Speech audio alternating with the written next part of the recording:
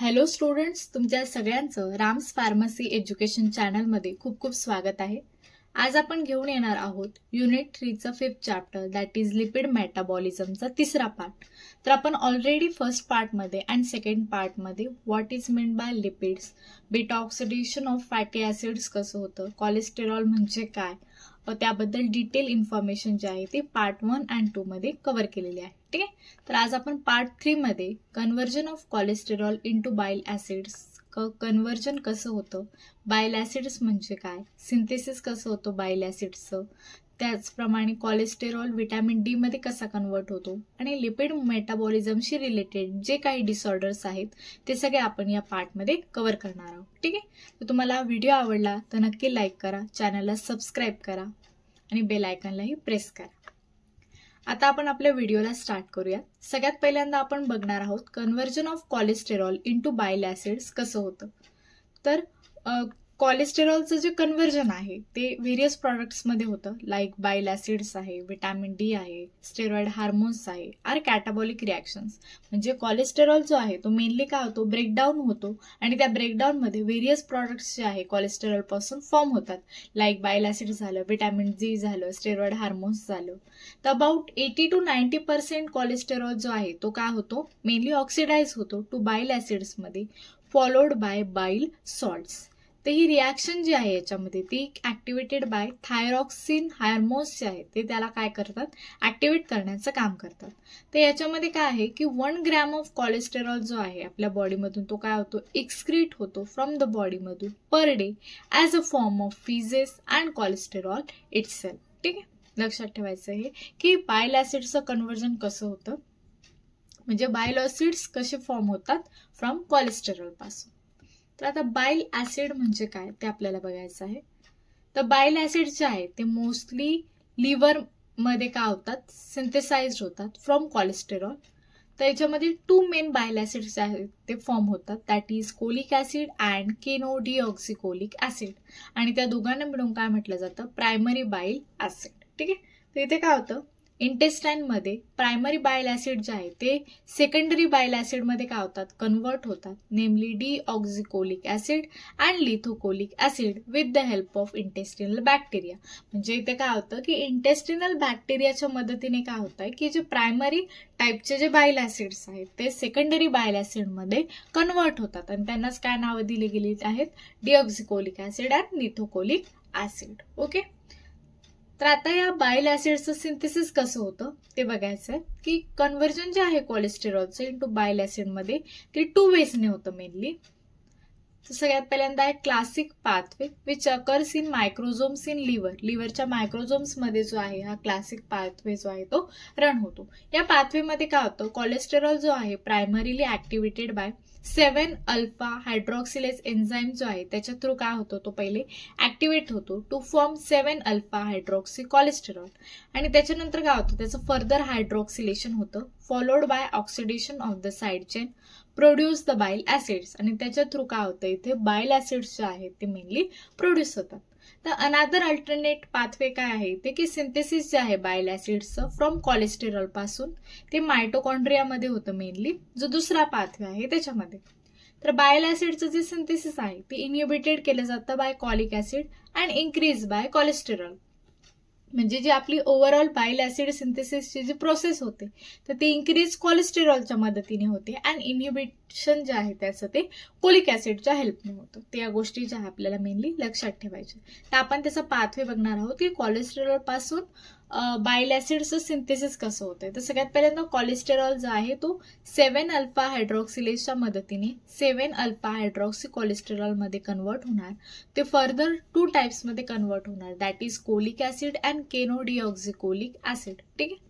तर हे colic acid जे आहे पुन्हा 2 टाइप्समध्ये कन्वर्ट होतं, that is Glycine and taurine. तर हा ग्लायसिन जो आहे तो पुन्हा ग्लायकोबोलिक ॲसिडमध्ये कन्वर्ट होणार अँड टॉरिन जो आहे तो टॉरिओकोलिक ॲसिडमध्ये कन्वर्ट होणार. मग ते दोन्ही जे आहे ते फॉर्म होऊन काय फॉर्म करतात, डीऑक्झिकोलिक ॲसिड जे आहे फायनली फॉर्म करतात. आणि इकडे काय होतं, केनोडिऑक्झिकोलिक जो आहे तो ग्ली अँड टोरॅक्ट्रो फॉर्म करतात आणि दोघे मिळून जे आहे मग लिथोकोलिक ऍसिड जे आहे ते फॉर्म होतं. तर these are the bile acids which are formed from cholesterol. ठीक आहे, तर these are the mechanism of synthesis of bile acids from cholesterol. ठीक आहे, आता आपल्याला बघायचं आहे की कोलेस्टेरॉलचं कन्व्हर्जन व्हिटॅमिन डी मध्ये कसं होतं. तर व्हिटॅमिन डी जो आहे मेनली हा एक fat soluble responsible for increasing intestinal absorption जे आहे कॅल्शियमचं असो, मॅग्नेशियमचं असो अँड फॉस्फेटचं, ते काय करतं, इन्क्रीज करण्याचं काम करतं. तर chemically vitamin D is a secosteroid. आता what is meant by secosteroid म्हणजे काय की व्हिटॅमिन डी मध्ये जे स्टेरॉइडचं स्ट्रक्चर आहे त्याच्यामध्ये एक ब्रेकेजची जी रिंग आहे ती प्रेझेंट असते, म्हणून त्याला काय म्हटलं जातं, सेकोस्टेरॉइड स्ट्रक्चर. तर ड्युरिंग कोलेस्टेरॉल जेव्हा सिंथेसिस होतो तेव्हा काय होतं, 7-डिहायड्रोकोलेस्टेरॉल जो आहे तो form as an intermediate product जो आहे त्याच्यामध्ये काय होतं ते फॉर्म होतं. तो on exposure to sunlight seven dehydrocholesterol जो आहे तो काय होतो, पुन्हा कन्वर्ट होतो कॉलेकॅल्सिफेरॉल म्हणजेच व्हिटॅमिन D3 मध्ये. म्हणजे सिम्पली काय म्हणायचंय ते की जेव्हा कोलेस्टेरॉल जो आहे तो व्हिटॅमिन डी मध्ये कन्वर्ट होतो आणि त्याचा एक्सपोजर जेव्हा सनलाईटशी येतो तेव्हा काय होतं, 7-डिहायड्रोकोलेस्टेरॉल जो आहे तो फर्दर कन्वर्ट होणार इन कॉलेकॅल्सिफेरॉल मध्ये म्हणजे व्हिटॅमिन D3 मध्ये इन द स्किन मध्ये, आणि मग तो शेवटी लास्ट कशामध्ये फॉर्म होतो, कॅल्सिट्रायॉल मध्ये. ठीक आहे, तो overall conversion of cholesterol into vitamin D. आता त्याचा मेकॅनिझम आपण समजून घेऊयात. इथे 2 मॉलिक्युल्स घेतले आपण ऍसिटिल कोएन्झाइम ए चे विथ हेल्प ऑफ बेटा केटोथायलेस. इथे काय होईल, SCOA कोएन्झाइम ए चा जो पार्ट आहे तो रिमूव्ह होणार आणि इथे काय फॉर्म होतो, ऍसिटो ऍसिटाइल कोएन्झाइम ए जो आहे तो इथे काय होणार, फॉर्म होणार. मग पुन्हा हा ऍसिटो ऍसिटाइल कोएन्झाइम ए जो आहे तो HMG कोएन्झाइम ए सिंथेसच्या हेल्पने काय होणार, त्याचं पुन्हा कन्व्हर्जन होणार. कन्व्हर्जन मध्ये काय होतं की इथे जो डबल बॉन्ड आहे दॅट इज कीटो ग्रुप तो काय होणार, ब्रेक होणार आणि इथे OH ग्रुप जो आहे तो ऍड होणार. ठीक आहे, नेक्स्ट स्टेप मध्ये. आणि पुन्हा हे जे स्ट्रक्चर आहे ते कन्वर्ट होणार HMG कोएन्झाइम ए रेडक्टेजच्या प्रेझेन्स मध्ये पुन्हा रिड्यूस होऊन कशामध्ये कन्वर्ट होणार, मेव्हॅलोनेट. आणि हा मेव्हॅलोनेट पुन्हा प्रो व्हिटॅमिन D3 मध्ये कन्वर्ट होतो आणि हा प्रो व्हिटॅमिन D3 जो आहे तो फायनल स्टेप मध्ये व्हिटॅमिन D3 मध्ये जो आहे तो कन्वर्ट होतो. तर these are the mechanism of conversion of cholesterol into vitamins. Okay, तर आता आपल्याला बघायचं आहे की disorders related to the lipid metabolism, की लिपिड मेटाबॉलिझमशी रिलेटेड कोणकोणते डिसऑर्डर्स आहेत. तर मेनली आपल्याला इथे 4 डिसऑर्डर्स जे आहे ते डिटेलमध्ये स्टडी करायचे. That is atherosclerosis, fatty liver, hyper cholesterolemia and obesity. त्याला आपण डिटेलमध्ये बघणार आहोत. ठीक आहे, तर सगळ्यात पहिल्यांदा बघूया atherosclerosis. What is meant bye atherosclerosis म्हणजे इथे काय होतं, मेनली या डिसीजमध्ये जे आर्टरीज जे आहेत आपल्या बॉडीमध्ये जे ब्लड सप्लायचं काम करतात त्याच्यामध्ये काय होतं, प्लेग जो आहे तो किंवा मग मॉलिक्युल्स आहे कोणते ते काय होतात तिथे स्टोअर होतात आणि ते स्टोअर झाल्यामुळे काय होतं, तो जो पॅसेज जो आहे आर्टरीजचा त्याच्यामुळे ब्लड फ्लो जो आहे तो प्रॉपरली होत नाही किंवा एअर फ्लो जो आहे ऑक्सिजनचा फ्लो तो इथे प्रॉपरली होत नाही, त्याच्यामुळे व्हेरियस डिसीजेस जे आहे बॉडीमध्ये कॉज होतात. तर अथेरोस्क्लेरोसिस म्हणजे काय की plaque builds up on the insides of arteries. आर्टरीजच्या मध्ये इथे काय होतं, प्लेग जो आहे तो बिल्डअप होतो आणि हा सिंड्रोम जो आहे तो आर्टेरियल ब्लड व्हेसल्सला जो आहे तो काय करतो, अफेक्ट करतो. It is a chronic inflammatory response in the walls of arteries मध्ये काय होतो, हा इन्फ्लॅमेटरी रिस्पॉन्स जो आहे तो फॉर्म होतो. इन लार्ज पार्ट मध्ये इथे काय होतं, अक्युम्युलेशन ऑफ मॅक्रोफेजचे जे सेल आहे व्हाईट ब्लड सेल्सचे and promoted by low density lipoproteins आहेत ते सगळे तिथे काय होतात, आर्टरीजमध्ये अक्युम्युलेटेड होतात without adequate removal of fats and cholesterol from the macrophages by functional high density lipoproteins. तर हा जो डिसीज आहे मेनली याच्यामध्ये काय होतं, आर्टरीजची हार्डनिंग होते और फरिंग ऑफ द आर्टरीज. म्हणजे ते मेनली काय होतं, त्याच्यामध्ये प्लेग बिल्डअप झाल्यामुळे ती जी आर्टरी ती हार्ड होऊन जाते आणि त्याच्यामुळे ब्लड फ्लो जो आहे तिथून तो प्रॉपर होत नाही. तर it is cause by the formation of multiple प्लेक्समुळे ती आर्टरी जी आहे ती हार्ड होते. ठीक आहे, विद इन द आर्टरीज मध्ये. आता जो अथेरोमॅटस प्लेग जो आहे म्हणजे जो आर्टरीज मध्ये जो प्लेग एक म्हणजे स्टोर्ड होतो किंवा अक्युम्युलेट होतो तर त्याचे वेरियस कंपोनंट्स आहेत त्याच्यामध्ये आपल्याला मेनली 3 डिस्टिंक्ट कंपोनंट्सला बघायचं. सगळ्यात पहिल्यांदा तो अथेरोमा, which is the नॉड्युलर accumulation of, म्हणजे ते काय होतं की सॉफ्ट फ्लेकी येलोइश मटेरियल जे आहे at a centre of large plaques जे आहे ते काय होते तर स्टोअर होतं. कंपोज ऑफ, ज्याच्यामध्ये मॅक्रोफेजेस असतात nearest the lumen of the आर्टरीमध्ये. आता दुसरा आहे की underlying areas of cholesterol crystals, म्हणजे दुसऱ्या याच्यात काय होतं की कोलेस्टेरॉलचे जे क्रिस्टल्स आहेत ते इथे काय होतात स्टोअर होतात. थर्ड याच्यामध्ये काय की calcification at the outer base of older or more advance lesions जे आहेत तिथे काय होतात फॉर्म होतात. त्याच्यामुळे प्लेग जो आहे तो काय होतो इथे स्टोअर होतो इन द आर्टरीजमध्ये. तर अथेरोस्क्लेरोसिस जे आहे ते काय करतं मेनली आर्टरीज ज्या आहेत बॉडीमधल्या त्यांना अफेक्ट करतं, इन्क्लुडिंग त्या हार्टच्या असू शकतात, ब्रेनच्या असू शकतात, arms, legs and pelvis. As a result त्याच्यामुळे डिफरंट डिसिजेस जे आहेत डेव्हलप्ड होतात base on which arteries are affected, की बॉडीमध्ये कोणती आर्टरी अफेक्टेड आहे त्याच्यानुसार त्याचे डिसिजेस ते काय होतात व्हेरियस टाइप्स होतात. आता सगळ्यात पहिला येतो इथे कोरोनरी आर्टरी डिसीज. आता कोरोनरी आर्टरी डिसीज म्हणजे काय, इथे जो आहे प्लेग जो आहे तो कोरोनरी आर्टरीज मध्ये काय होतोय बिल्ड होतो आणि या आर्टरीज काय करतात ऑक्सिजन रिच ब्लड जे आहे ते हार्टला सप्लाय करण्याचं काम करतात. आणि जेव्हा हार्ट आता या प्लेग जो आहे तो या आर्टरीज मध्ये स्टोअर झाल्यामुळे तिथे काय होतं ब्लड फ्लो जो आहे हार्टपर्यंत तो रिड्यूस होतो किंवा ब्लॉक होतो. त्याच्यामुळे काय होतं चेस्ट पेन किंवा हार्ट अटॅक येण्याचे चान्सेस असतात, बरोबर. आणि CAD is also called heart disease and it's the leading cause of death in the United स्टेट्समध्ये. कारण काय होतं हार्टमध्ये जे ब्लड सप्लाय करणारी आर्टरी आहे त्याच्यामध्येच प्लेग जो आहे तो बिल्ड झाल्यामुळे काय होतं तिथला जो पोर्शन आहे ब्लड सप्लायचा तो रिड्यूस होतो किंवा ब्लॉक होतो. त्याच्यामुळे आपल्या हार्टमध्ये प्रॉपर अमाऊंटमध्ये ब्लड पोहोचत नाही आणि त्याच्यामुळे त्याचे जे हार्टबीट्स आहेत ते काय होतात कमी होतात किंवा मग चेस्ट पेन हार्ट अटॅक येण्याचे चान्सेस जे आहे ते वाढतात. आणि युनायटेड स्टेटमध्ये मोस्टली डेथचा जो कारण आहे ते काय coronary artery disease. Second type आहे कॅरोटिड आर्टरी डिसीज. आता इथे काय होतं मेनली प्लेग जो आहे तो कॅरोटिड आर्टरीज मध्ये काय होतो बिल्डअप होतो आणि या कॅरोटिड आर्टरीज ज्या आहेत त्या काय करतात ऑक्सिजन रिच ब्लड जे आहे ते ब्रेनला सप्लाय करण्याचं काम करतात. आता या आर्टरीज मध्ये प्लेग बिल्ड झाल्यामुळे काय होतं की ब्रेनला प्रॉपर अमाऊंट मध्ये ब्लड फ्लो जो आहे तो मिळत नाही किंवा तिथला ब्लड फ्लो जो आहे तो ब्लॉक होतो. त्याच्यामुळे काय होतं स्ट्रोक येण्याचे चान्सेस जे आहेत ते वाढतात. आणि थर्ड टाइप आहे पेरिफेरल आर्टरी डिसीज. आता पेरिफेरल आर्टरी डिसीज मध्ये काय होतं प्लेग जो आहे तो मेजर आर्टरीज जे आहे आपल्या बॉडीमधल्या तिथे बिल्डअप होतो, जे काय करतात ऑक्सिजन रिच ब्लड जे आहे ते लेग्सला, आर्म्सला आणि पेल्विसला जे सप्लाय करतात त्यांच्यामध्ये मेनली इथे काय होतं प्लेग जो आहे तो बिल्डअप होतो.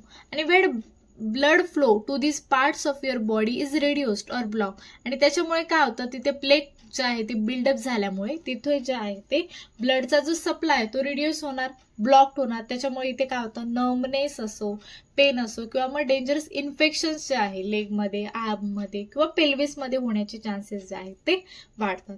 तर this are the 3 types which are occurs during the type of which artery is caused. ठीक आहे की कोणत्या आर्टरीमध्ये प्लेग जो आहे तो स्टोर्ड होतोय त्याच्यानुसार हे त्याचे काय झाले टाइप्स.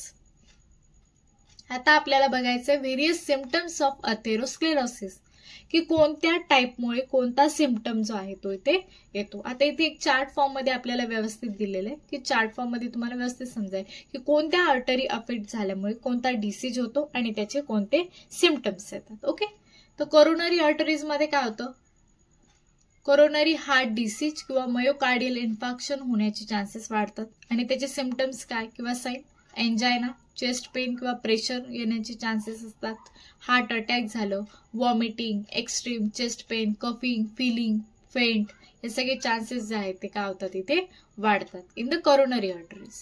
ठीक आहे. सेकंड टाइप आहे कॅरोटिड आर्टरीज. आता इथे कोणता डिसीज होण्याचे चान्स आहे कॅरोटिड आर्टरी डिसीज. ओके, आणि याचे सिम्पटम्स काय येणार इथे नर्मनेस, वीकनेस जे आहे आर्म्समध्ये असो लेग्समध्ये असो ऑर्फिस येण्याचे चान्सेस असतात, डिफिकल्टी इन ब्रीदिंग, स्पीकिंग मध्ये झालं और स्लर्ड स्पीच होण्याचे चान्सेस असतात, हेडेक झालं, trouble seeing in one or both eyes, paralysis, this signal may progress to a stroke येण्याचे पण इथे चान्सेस जे आहेत ते वाढतात. This are the symptoms related to the carotid arteries. तिसरा टाइप आहे आपला पेरिफेरल आर्टरीज. आता पेरिफेरल आर्टरीजमुळे कोणता डिसीज होतो? Peripheral artery disease. त्याच्यामुळे काय होतं? Numbness, pain and sometime dangerous infections होण्याचे चान्सेस असतात in leg pain when walking. Next आहे रिनल आर्टरीज. त्याच्यामुळे कोणता डिसीज होतो? क्रोनिक किडनी डिसीज होण्याचे चान्स असतात. याच्यामुळे काय होतं? हाय ब्लड प्रेशर होतो, किडनी फेल्युअर होण्याचे चान्सेस असतात, टायर्डनेस झालं, changes in urinate, loss of appetite, nausea, swelling of the hands and feet, itchiness or numbness and trouble concentrating होण्याचे चान्सेस जे आहेत ते इथे वाढतात. आणि नेक्स्ट आहे इंटेस्टिनल आर्टरीज. याच्यामुळे मेझेंटेरिक एस्चेमा होण्याचे चान्सेस असतात डिसीज, राईट. त्याच्यामुळे सिम्पटम्स काय येतात? ॲब्डॉमिनल पेन होणार, टेंडिनेस होणार, bloating or a sense of fullness, diarrhoea, nausea, vomiting झालं, fever, blood in the stool, हे सगळे जे आहे ते सिम्पटम्स दिसतात. ठीक आहे. तर these are the symptoms related to the type of atherosclerosis, की कोणती आर्टरी जी आहे बॉडीमध्ये ती अफेक्ट झाली. ठीक आहे. तर चार्ट तुम्हाला इथे फक्त लक्षात ठेवायचा. आता आपण बघणार आहोत की डायग्नोसिस ऑफ अथेरोस्क्लेरोसिस. अथेरोस्क्लेरोसिसचे डायग्नोसिस कसे करणार? तर सगळ्यात पहिल्यांदा त्याची मेथड आहे ब्लड टेस्ट. म्हणजे ते आपला ब्लड सॅम्पल घेऊन तिथून अनालाइज केलं जातं की बॉडीमधलं कोलेस्टेरॉलचं जे लेवल आहे ते किती, राईट. त्याच्यानुसार आपण अथेरोस्क्लेरोसिसला डिटरमाइन करू शकतो. नेक्स्ट आहे डॉपलर अल्ट्रासाऊंड. म्हणजे इथे काय केलं जातं की अल्ट्रासाऊंड जे आहे त्याच्या यूजने अल्ट्रासाऊंड मेजरमेंटचं जे इक्विपमेंट आहे त्याच्या थ्रू काय केलं जातं? इथे कोलेस्टेरॉलची लेवल जी आहे ती मेजर केली जाते. नेक्स्ट आहे अँकल ब्रॅशियल इंडेक्स. आता इथे काय होतं की आपल्या अँकल मधलं कोलेस्टेरॉलची लेवल आणि आपल्या आर्मची कोलेस्टेरॉल लेवल किती आहे ती मॅच केली जाते आणि त्याच्यानुसार अथेरोस्क्लेरोसिस डिसीज आहे की नाही किंवा बॉडीच्या आर्टरीजमध्ये प्लेग बिल्डअप होतोय का ते चेक केलं जातं. अँड नेक्स्ट आहे इलेक्ट्रोकार्डिओग्राम. इलेक्ट्रोकार्डिओग्राम थ्रू काय केलं जातं? इथे अथेरोस्क्लेरोसिसचं डायग्नोसिस केलं जातं. ठीक आहे. These are the 4 methods of diagnosis of atherosclerosis. त्याच्यानंतर आपल्याला बघायचं आहे ट्रीटमेंट ऑफ अथेरोस्क्लेरोसिस, की अथेरोस्क्लेरोसिसची ट्रीटमेंट कशी करायची.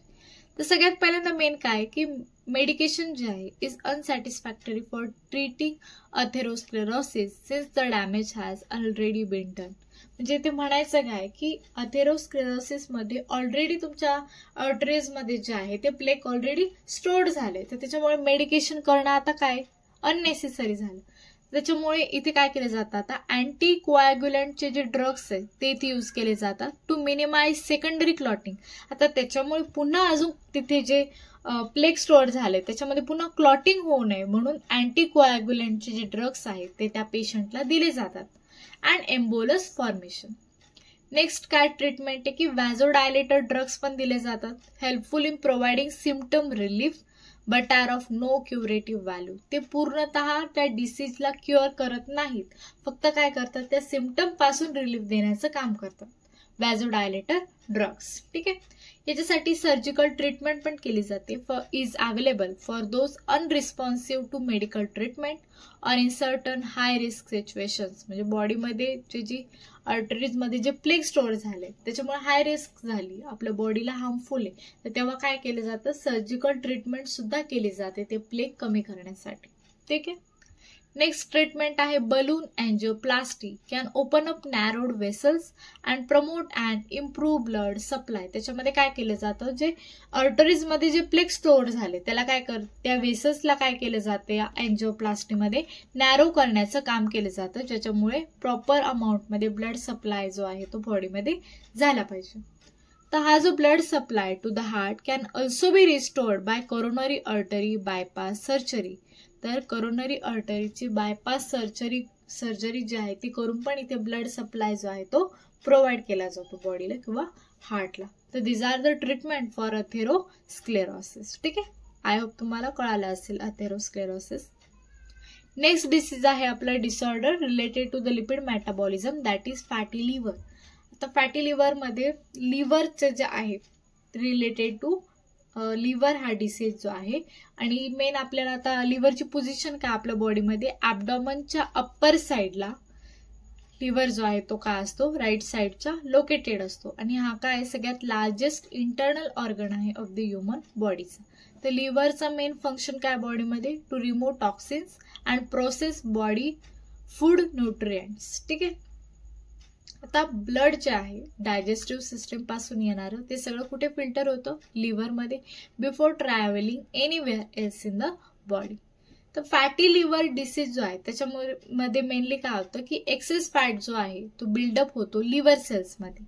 And is a common complaint in western countries. हे मोस्टली वेस्टर्न कंट्रीजमध्ये जास्त प्रमाणात होतं आणि त्याच्यामुळे इतकं डॅमेज नाही होत बॉडीला, बट समटाईम्स त्याच्यामुळे काय होतं, एक्सेस फॅट्स जर स्टोअर झाले असतील तर त्याच्यामुळे लिव्हरचं जे आहे ते काय होतं, इन्फ्लामेशन होतं आणि त्यालाच काय म्हटलं जातं, फॅटी लिव्हर डिसीज. आणि ही एक रिव्हर्सिबल कंडिशन आहे, म्हणजे पुन्हा ट्रीटमेंटने काय होऊ शकते, क्युअर पण होऊ शकते. जेव्हा लार्ज व्हॅक्युल्स जे आहे ट्रायग्लिसराईड फॅटचे अक्युमुलेट होतात इन द लिव्हर सेल्समध्ये वाया द प्रोसेस ऑफ स्टिअरटोसिस. ठीक आहे. त्याच्याने काय होऊ शकतं इथं, म्हणून फॅटी लिव्हर जे आहे ही कंडिशन रिव्हर्सिबल आहे. ठीक आहे, लक्षात ठेवा. तर आता फॅटी लिव्हर होण्याचे कॉजेस काय, तर मेनली 2 पेशंटमध्ये होतं. एक तर अल्कोहोल कन्झ्युमिंग, दुसरा असतो ज्याच्यामध्ये मेटाबॉलिक सिंड्रोम असतात, त्यांना होण्याचे चान्सेस जे आहेत ते कॉमन आहेत. जसे की डायबिटीज झालं, हायपरटेन्शन झालं, ओबेसिटी झालं, डिस्लिपिडेमिया झालं, त्यांच्यामध्ये होण्याचे चान्सेस जे आहेत ते कॉमन आहेत. आता डायग्नोसिस कसं केलं जाते फॅटी लिव्हरचं, तर सगळ्यात पहिल्यांदा अल्ट्रासाऊंड टेस्टने आपण काय करणार, लिव्हरची इमेज चेक करणार. सिटी स्कॅन झालं, MRI झालं किंवा लिव्हरची बायोप्सी झालं, त्याच्या थ्रू आपण काय करू शकतो, फॅटी लिव्हरचं डायग्नोसिस केलं जातं. आता लिव्हरच्या बायोप्सीमध्ये काय केलं जातं की लिव्हरच्या टिश्यूचा एक स्मॉल सॅम्पल जो आहे तो ऑब्टेन केला जातो स्किनने आणि मग त्याला मायक्रोस्कोप खाली जे आहे ते अनालाइज केलं जातं. मग त्या बॉडीमध्ये फॅटी म्हणजे त्या लिव्हरची कंडिशन कशी आहे ती इथून काय केली जाते, डायग्नोज केली जाते. आता त्या फॅटी लिव्हरसाठी आपण काय ट्रीटमेंट देणार, रिलेटेड टू द कॉज, बरोबर, की कोणत्या कारणामुळे ते फॅटी लिव्हरची कंडिशन अराईज झाली, त्यानुसार आपण त्याची काय करणार, ट्रीटमेंट करणार. आता सिंपल फॅटी लिव्हर असेल तर त्याला ट्रीटमेंटची आवश्यकता नसते. आता इथे काय ट्रीटमेंट म्हणून काय केलं जातं, वेट लॉस झालं, डाएटरी फॅट रेस्ट्रिक्शन केले जातात, एक्सरसाइज सांगितली जाते ओबेस पेशंटसाठी, इज इनकन्सिस्टंट झालं, त्याच्यामुळे फॅटी लिव्हर होण्याचे चान्सेस होतात. बरोबर. Reducing or eliminating alcohol also can use improve fatty liver due to alcohol toxicity.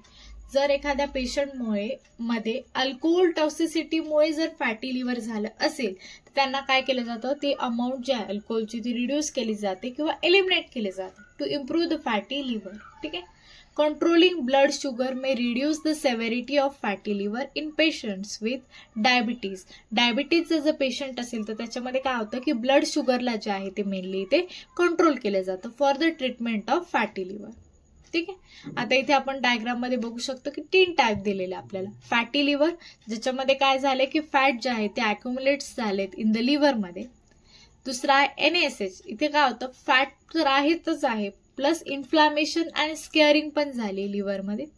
आणि तिसरी कंडिशन जी आहे ती आहे सिरोसिस. त्याच्यामध्ये स्कार टिश्यू जे आहे ते रिप्लेस झालेत लिव्हर सेल्ससाठी. राईट. आता फॅटी लिव्हरची ट्रीटमेंट कशी करणार, म्हणजे त्याच्यामध्ये मेनली काही की पॉइंट्स ते आपल्याला लक्षात ठेवायचे. दॅट इज वेट लॉस आहे, त्याच्यामध्ये एक्सरसाइज रेग्युलरली केली पाहिजे, आपण हेल्दी फूड खाल्लं पाहिजे, बरोबर. अवॉइड कार्बोनेटेड ड्रिंक्स अवॉइड करायचे आहेत आपल्याला. फ्राईड अँड हाय फॅटचे फूड अवॉइड करायचे आहेत. कन्सिडर न्यूट्रिशनल सप्लिमेंट्स जे आहेत ते आपल्याला इथे घ्यायचे. त्याच्यामुळे आपण फॅटी लिव्हरची जी आहे ट्रीटमेंट करू शकतो टू द हेल्दी लिव्हरमध्ये. ठीक आहे. Because it is a reversible condition जी पुन्हा चांगली पण होऊ शकते. ठीक आहे. आता आपल्याला बघायचं हायपर कोलेस्टेरोलेमिया. व्हॉट इज हायपर कोलेस्टेरोलेमिया, म्हणजे काय होतं, बॉडीमध्ये जी कोलेस्टेरॉलची अमाऊंट आहे ती एका लेवलपासून अजून जास्त वाढते किंवा हाय लेवलपर्यंत वाढते, त्याला काय म्हटलं जातं, हायपर कोलेस्टेरोलेमिया. आता याच्यामध्ये काय होतं, soft waxy fat like substance जे आहेत दॅट इज नॅचरल कंपोनंट असतात ते of all the cells of the body. आणि याच्यामुळे काय होतं, हार्ट डिसीज झालं, हार्ट अटॅक झालं, स्ट्रोक झाले, यांच्या रिस्क जे आहे बॉडीमध्ये त्या पण काय होतात, वाढतात कोलेस्टेरॉलचा हाय अमाऊंट स्टोअर झाल्यामुळे. तर टू मच कोलेस्टेरॉल जे आहे जर ब्लडमध्ये सर्क्युलेट करत असेल तर त्याच्यामुळे काय होतं, बॉडीमध्ये स्टिकी डिपॉझिट्स जे आहेत आर्टरी वॉल्समध्ये ते होण्याचे चान्सेस जे आहेत ते काय होतात, वाढतात. आता हा प्लेग जो आहे जो इथे स्टोअर होतो can eventually narrow or block the flow of blood to the brain, heart and other organs. आणि ब्लड सेल्स जे आहेत ते काय करतात इथे, they get caught on the plaque, form clots. जे प्लेग जे इथे फॉर्म झाले त्याच्यापासूनच काय करतात, क्लॉट्स फॉर्म करतात, which can break loose and completely block blood flow through an artery causing heart attack or stroke. आणि त्याच्यामुळे काय होतं, त्या पेशंटमध्ये हार्ट अटॅक किंवा स्ट्रोक येण्याचे चान्सेस वाढतात जेव्हा जे प्लेग जे आहे तेच काय होतात, क्लॉट्समध्ये कन्वर्ट होतं. ठीक आहे, लक्षात ठेवा. आहे तर there are 2 types of cholesterol, 2 टाईपचे असतात. एक असतात हाय डेन्सिटी लिपोप्रोटीन्स अँड सेकंड असतात लो डेन्सिटी लिपोप्रोटीन्स. जे हाय डेन्सिटी लिपोप्रोटीन्स असतात ते आपल्या बॉडीसाठी काय असतात, हेल्पफुल असतात. ठीक आहे, तर the amount of high density lipoprotein जे आहे relative to low density lipoprotein is consider more important indicator of heart disease risk जे आहे ते कशामुळे होते, लो डेन्सिटी लिपोप्रोटीनमुळे. तर there is a third kind of fatty material पण आहे या दोघांव्यतिरिक्त, दॅट इज ट्रायग्लिसराइड, जे ब्लड मध्ये जे आहे ते काय होतं, फाउंड होतं. They also play a role. The usual symptoms जे आहे हाय कोलेस्टेरॉलमुळे ते अर्ली स्टेजेसमध्ये बघायला मिळतात. The only way to determine cholesterol is high is through a blood test. फक्त आपण ब्लड टेस्टनेच काय करू शकतो, अनालाइज करू शकतो की आपल्या बॉडीमध्ये कोलेस्टेरॉलची जी अमाऊंट आहे ती किती, राईट. तर आता रिस्क फॅक्टर्स काय हाय कोलेस्टेरॉल असल्यामुळे, की त्या बॉडीमध्ये ओव्हरवेट और ओबेज होऊ शकतो तो patient. Diet high in saturated fat and trans fatty acids, not getting enough exercise, family history असेल हार्ट डिसीजची, हाय ब्लड प्रेशर असेल, स्मोकिंग करत असेल तो पेशंट किंवा डायबिटीज असेल, या कंडिशनमध्ये जे आहे ते काय होतं की हाय कोलेस्टेरॉल लेवल जे आहे ती होण्याचे चान्सेस असतात. ठीक आहे, आता याची ट्रीटमेंट कशी करणार आपण, तर सगळ्यात पहिले बॉडीमधले जे कोलेस्टेरॉल लेवल आहे त्याला काय करणार, लो करणार, लोअर करण्याचं काम करणार. आपल्या लाईफस्टाईलमध्ये चेंज करणार, दॅट इज बेटर डाएट झालं, मोर एक्सरसाइज झाली, स्पेसिफिक कोलेस्टेरॉल लोअरिंग मेडिकेशन झालं, त्यांना काय करणार आपण, प्रिस्क्राईब करणार. ठीक आहे, आता एक नॉर्मल अमाऊंट मध्ये किती रेंज हवी आपल्या बॉडीमध्ये कोलेस्टेरॉलची ते आपल्याला बघायचंय. तर टोटल कोलेस्टेरॉलची जी लेवल आहे आपल्या बॉडीमध्ये डिझायरेबल किती, बिलो 200 असायला पाहिजे आपल्या बॉडीमध्ये. आणि हाय एक बॉर्डर लाईन पर्यंत किती, की 2 to 239, 200 to 239. ठीक आहे. ठीक आहे, आणि त्याच्यापेक्षा हाय असेल तर काय होतं, हाय कोलेस्टेरोलेमिया होण्याचे चान्सेस असतात, दॅट इज अबाव 240. आता लो डेन्सिटी लिपोप्रोटीनचे काय कोलेस्टेरॉल लेवल, जर हार्ट डिसीज और हाय रिस्क असेल तर बिलो 70 असणार amount, high at risk of heart disease असेल तर बिलो 100 असणार. ऑप्टिमल लेवल किती त्याची, 100 to 129, बॉर्डर लाईन 130 to 159, आणि सगळ्यात हाय किती असतील 160 to 189. हे जे रेंज आहे ते आपल्याला काय करायचे ते लक्षात ठेवायचे. ठीक आहे, आता high density cholesterol level poor, below 40 असेल तर पुअर असेल. ऍक्सेप्टेबल किती कोलेस्टेरॉल 40 to 59, ओके, HDL. आणि ऑप्टिमल व्हॅल्यू किती त्याची 60 किंवा त्याच्या अबाव असेल.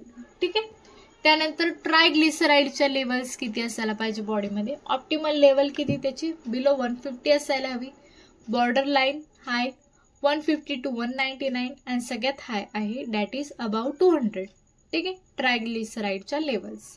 तर आपल्याला हे जे रेंज आहे कोलेस्टेरॉलची ती लक्षात ठेवायची of both high density lipoprotein and low density lipoprotein, ट्रायग्लिसराइड and normal cholesterol. ठीक आहे, आता आपण बघणार आहोत ओबेसिटी. व्हॉट इज ओबेसिटी, तर ओबेसिटी मेनली म्हणजे काय की excessive amount of body fat which are occurs और इन्व्हॉल्व. ठीक आहे, दॅट इज ओबेसिटी. हा एक कॉस्मेटिक कन्सर्न नाहीये, नॉट जस्ट, पण हा एक डिसीज, एक हेल्थ प्रॉब्लेम येते, त्याच्यामुळे व्हेरियस डिसीजेस होण्याचे जे आहेत ते बॉडीमध्ये काय होतात, चान्सेस वाढतात, राईट. जसे की हार्ट डिसीज झालं, डायबिटीज झालं, हाय ब्लड प्रेशर झालं, अँड सर्टन कॅन्सर्स. तर हा मेनली जो आहे हा डिसीज जो आहे, किंवा मग आपण एक कॉम्प्लेक्स कंडिशन म्हणू शकतो की कशामुळे अराइज होते, कॉम्बिनेशन ऑफ इनहेरिटेड फॅक्टर्समुळे होऊ शकते, राईट.